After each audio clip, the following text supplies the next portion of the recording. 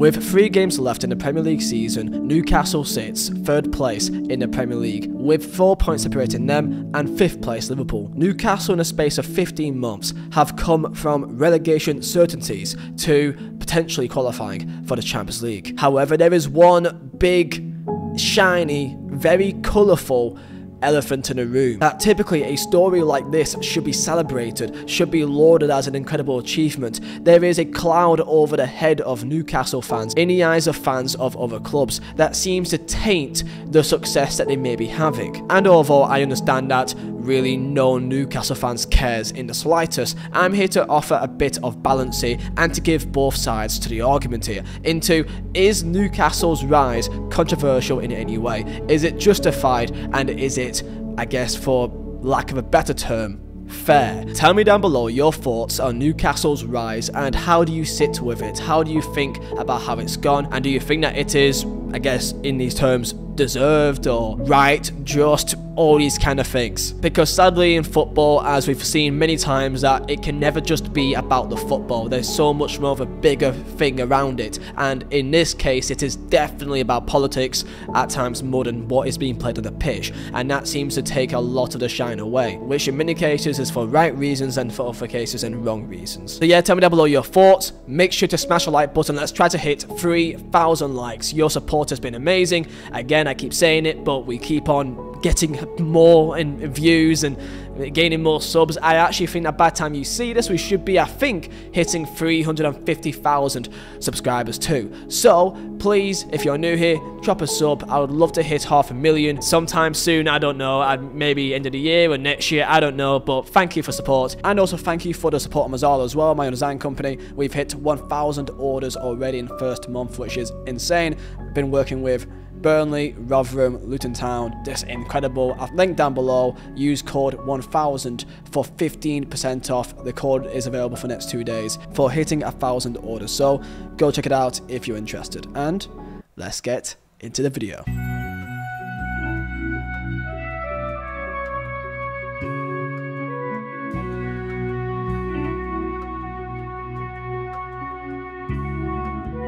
So before we begin, let's break down one very important word that is very important for this video, and that is a word: sports washing. Sports washing, by definition, is a term used to describe the practice of individuals, groups, corporations, or governments using sports to improve reputations tarnished by wrongdoing. Now, how does this link with Newcastle United? Newcastle United is owned 80% by the Public Investment Fund. What does this mean? Well, PIF is a sovereign wealth fund of Saudi Arabia, valued at £315 billion. That is so much money that you can't even imagine it. And a company is simply an investing firm that invests funds raised from the sale of oil on behalf of the Saudi Arabian government. It is also important to highlight that Newcastle is also shared by 2 other companies, by RB Sports and Media and PCP Capital Partners. RB Sports and Media, run by David and Simon Rubin. The PCP Capital Partners element is where you see the likes of Amanda Staveley, who's kind of become the face of Newcastle United's ownership. Now, it is important to say that Amanda Staveley actually tried to buy Newcastle United back in 2017 with a region bid of £300 million, which failed at the time. And with a knowledge of football, she partnered with the likes of PIF, thanks to her connections to Middle Eastern investors due to a company PCP Capital.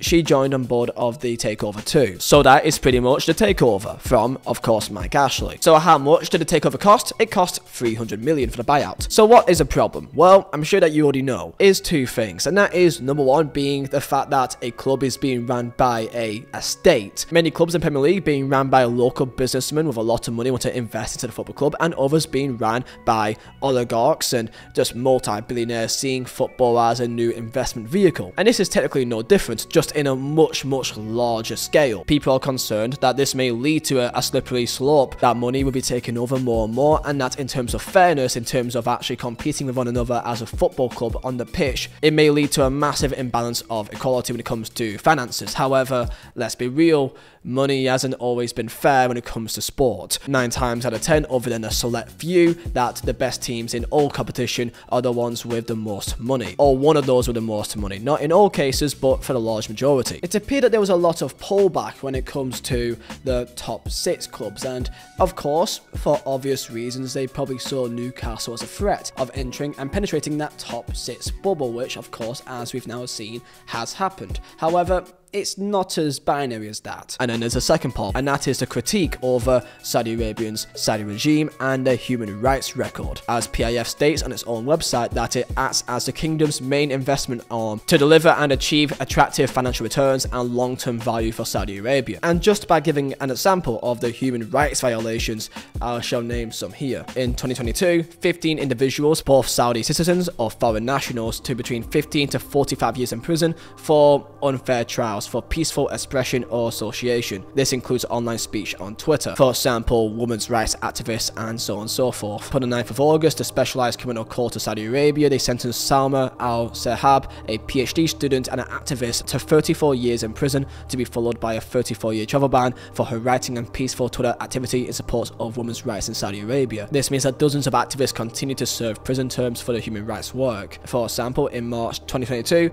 Raif Badavi, a blogger and activist, was conditionally released after serving a 10-year prison sentence for creating an online forum for public debate in which he was accused of insulting Islam. Another big topic when it comes to Saudi Arabia is the penalty, which is still allowed in Saudi Arabia, where people are sentenced for a variety of different crimes. An example of this was on the 12th of March 2022, 81 men, citizens or foreign nationals, were also executed. They were convicted on a range of offences, including terrorism-related crimes, murder, armed robbery, and arms smuggling. And there's many others as well, including forced evictions, migrants' rights, and women's and girls' rights, and also LGBTQ rights too. Before we go any further, this is important to highlight why so many people fail to really see Newcastle as Newcastle and not part of the Saudi state, where they have these connections. And even though many will say stick to football, and the fact that as a football team, the successes on the pitch is not directly linked to what has happened over in Saudi Arabia, for many people they fail to not see the link, and that is a problem that we face here. As a term, sports washing has become a lot more popular as a term in recent years, of course as far back as Manchester City, and you may even say back in 2003 when it comes to Chelsea and Roman Abramovich, and of course recently with the Qatari World Cup as well. And people believe that Newcastle and a takeover of the Saudi investment fund is purely for sports washing to improve the reputation of the region. Tell me down below your thoughts on this. Are you able to separate the link between the Saudi investment fund and Newcastle as a football club and as a city? The people, do you think that they should have any sort of responsibility to keep this in mind, or do you think that they shouldn't care because it doesn't really involve them and they have no say in it? Tell me your thoughts down below.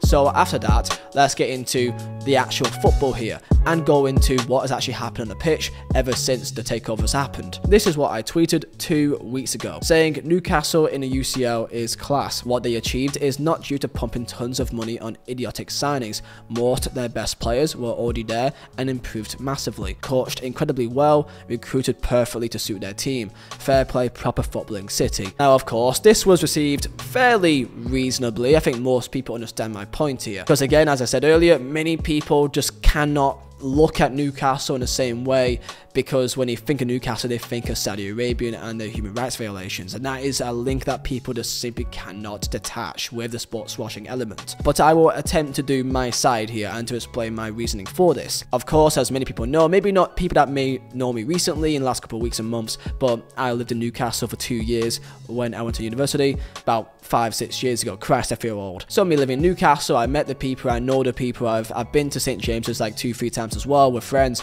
and this is when they were in the Championship and also their first year back in the Premier League. And I love the city, I love the people in Newcastle, and when it comes to a football city, the people that I met and for my time there, they deserve whatever success that they get. I am able to make the detachment from the Saudi Arabian connections to how it impacts the city and the people surrounding it. I'm able to do that, other people can't, and that's completely okay. If you try to look at it from purely football, just purely football, and not think about who owns it, but simply what they've done in the market and what they've done with the team and how they play, it is astonishing what they've achieved this year. People this year were expecting Newcastle to maybe, make a step up and potentially qualify for just Europe in general, maybe qualify in 7th place for the Conference League spots, maybe even Europa League spots, but no one thought they'd be here. If anyone thought that Newcastle would be top 4 this year, then you'd be a liar, because no one thought that. No one actually reasonably thought that with their team that they have. So this is one argument that I've heard, and that is, they spent money, so it's not surprising that they're top 4. They spent money. Christ, look at all the other teams that spent money around them, and look at where they are. The best example is West Ham United, a team that was already in a healthy spot. They improved on the team, spending more money than Newcastle, and look at where they're at now. West Ham are 15th and were in a relegation dogfight, and they may have survived now, but they had serious threats of going down, and they improved their team by spending more money than what Newcastle spent on an already good team. Newcastle spent €185 million, while West Ham spent €194 million. And Newcastle spent players on Alexander Isak and Anthony Gordon in January, who's barely even played really, Sven Botman, and then there's the cheaper, like reasonable signings of Matt Targett for I think 14-15 mil, and Nick Pope for about 9-10 mil. And if you look at the year beforehand, they bought Bruno Guimaraes for about 13-7 mil, Chris Wood for about 25, which again is ridiculous money, but fair enough. Joe Willock before to take over for 29 mil, and then Dan Burn and Kieran Trippier, Matt Targett on loan. You look at their signings, and over then Bruno Guimaraes, Isak,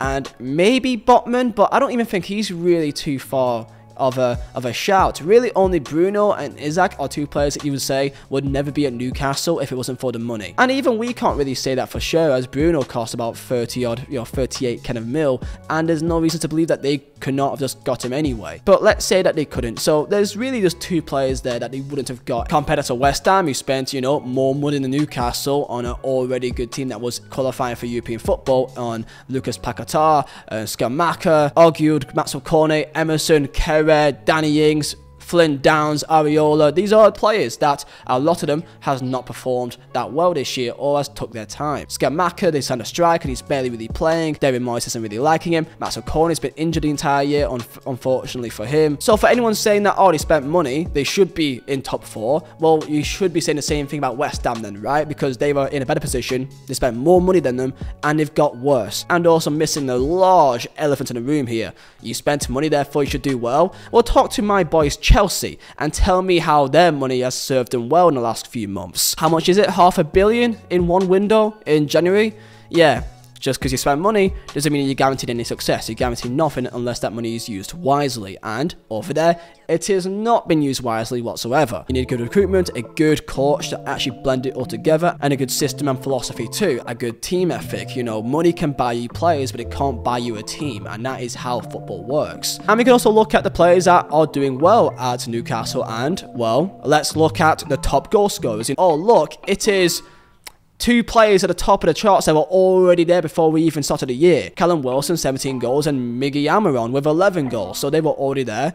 Isak scored 10, but then look down below. Joelinton, Jacob Murphy, two players that were already there. Almiron and Joelinton and Jacob Murphy were all seen as like meme players at Newcastle. They were both like laughing stocks. Joelinton was like one of the biggest memes there was like a year or two ago. People laughed at him on Twitter almost every single day. Newcastle fans hated him almost. But under Eddie Howe in this new system, they've turned the likes of Joelinton into what was a forward into one of the best box-to-box midfielders in world football right now, or at least one of the most in form. And then Jacob Murphy, who people never took seriously, and now he's playing out of his skin. And same thing with Miggy Almiron too, who had an insane run in the early part of the year. So not only has Eddie Howe took, players here or there to blend into a system which has worked out well. He's not spent a lot of money on a ton of players. He's only spent 2-3 big players each window to then go into his team, such as Isak, such as Bruno, such as Sven Botman. He's blended that with his team that he already had. I mean, Christ, no one looked at Dan Burn and thought, yes, that's the missing piece to get them European football. And let's not forget as well that the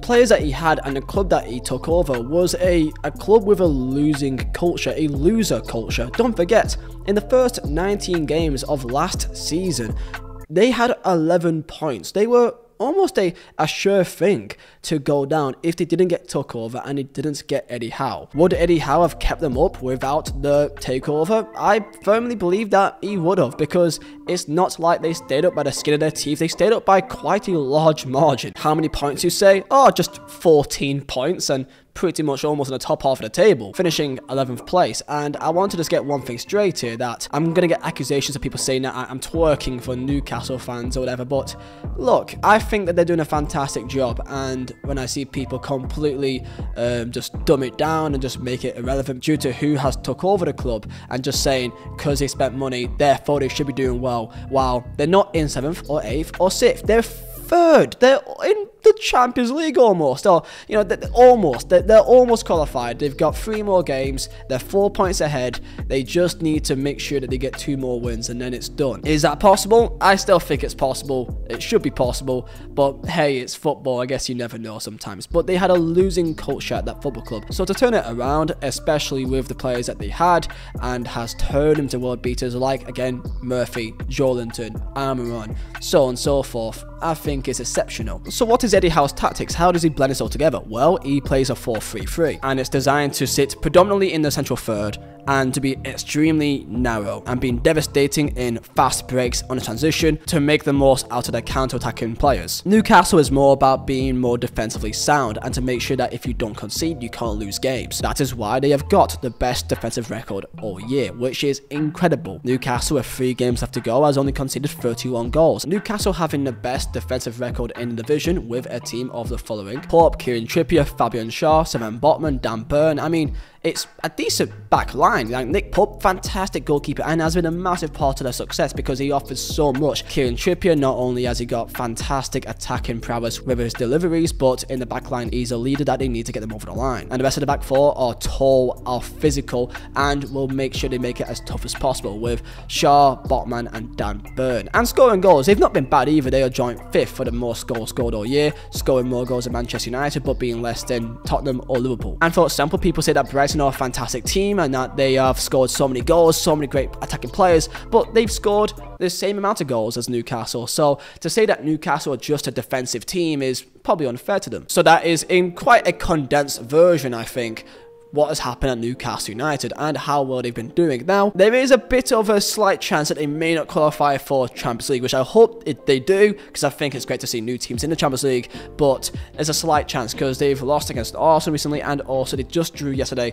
against Leeds away. They've got 3 big games coming up, and they've got Brighton at home, which is going to be a great game to see, and they've got Leicester at home, which should be a big chance to win. However, Leicester are fighting for their lives still. And then last day, Chelsea away, who Chelsea have, I mean, I don't even know how to explain Chelsea. I don't know how they've been so poor, but they've been so poor. It's crazy to think that Chelsea could be maybe the easiest one out of the 3. So with that said, in my opinion, the success that Newcastle are having is not just solely down to the money that they spent, because when you look at how much they spent this year, or even last year, it's nothing different to what other teams are spending too. For teams that spent over 100 million, you got quite a lot of the league. You got, of course, Man City, United, but of course Leeds United. You've got the likes of Wolves with 150 million spent in this 1 year. Southampton spent over 100 million as well. In terms of net spend, there's only 40 million difference between Southampton and Newcastle, and look where Southampton is now. Spurs, Arsenal, West Ham, Forest. Forest, of course, they spent 156 million in net spend as well, which is just 5 mil less than Newcastle. But of course, Forest had a much weaker